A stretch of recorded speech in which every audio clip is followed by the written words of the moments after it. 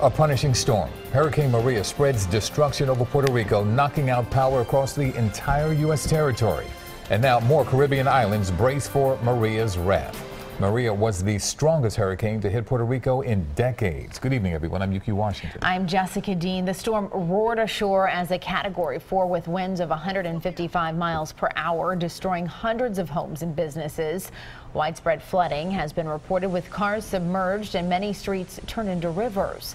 Power is out across the entire island tonight, and there is no timetable for when the lights might be back on. Fortunately, there are no reports of any deaths or serious injuries in Puerto Rico. Tonight, many who have friends and family there are deeply concerned about their safety and well-being. Alexandra Hoff is in our satellite center tonight. And Alex, you made contact with someone in Puerto Rico. Yeah, we did, and it wasn't easy to do because, as the rest of the world has monitored Maria, the people on the island of Puerto Rico have been left in the dark. A blackout has consumed the Commonwealth since the hurricane hit. Despite that, we were able to reach out with one resident, and tonight she told me that without power, most people there had no way of knowing when the storm would ease up and then where it hit hardest. Search and rescue missions in Puerto Rico must now move forward in the dark. The entire island has been without power since Maria made an early morning landfall on Puerto Rico's southeast coast as a Category 4 hurricane.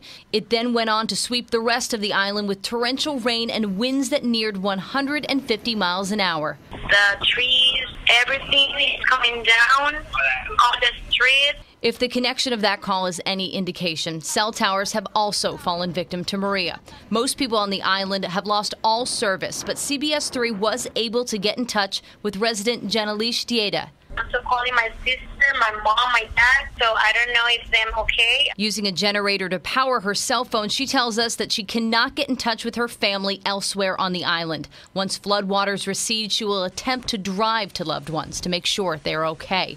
She provided us this footage of what roads have become. I asked her if there is anything the people of Philadelphia can offer to Puerto Rico right now. She says we can help by keeping the people posted. Keep putting information in the social media because that's the only way that us are looking for what happened, because here we don't have communication. Without power or much of any cell service, residents have been relying on social media to track where the storm is and what it has done to their island.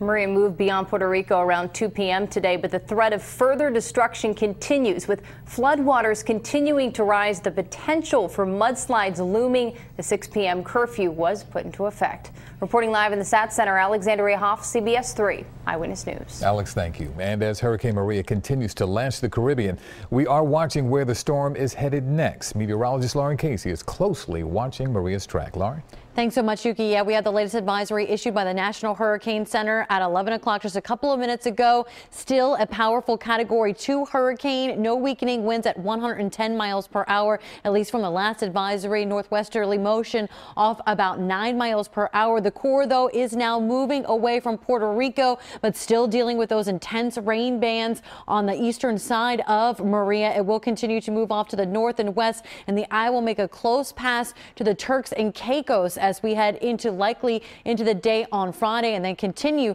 to move its way off to the north and west. We'll see if we can put this track into motion and see where Maria is going to move. And somehow my computer does not want to show us that track of Maria. But again, it will move up to the north and west Turks and Caicos right around here, likely passing to the east of the Bahamas and then working itself up towards the east coast of the United States, where it will remain offshore. But we'll have to keep an eye on Maria as we head into the upcoming week. Really midweek next week. At this point, models are indicating that it is going to remain offshore, but still, again, we will have to keep a close eye on those model projections. There we go. Our next graphic. Maria is now one of the strongest Atlantic hurricanes as ranked by max wind speeds on record, as well as Irma. Allen, top billing there, 190 miles per hour back in 1980. Then Irma and Maria, some of the strongest systems on record.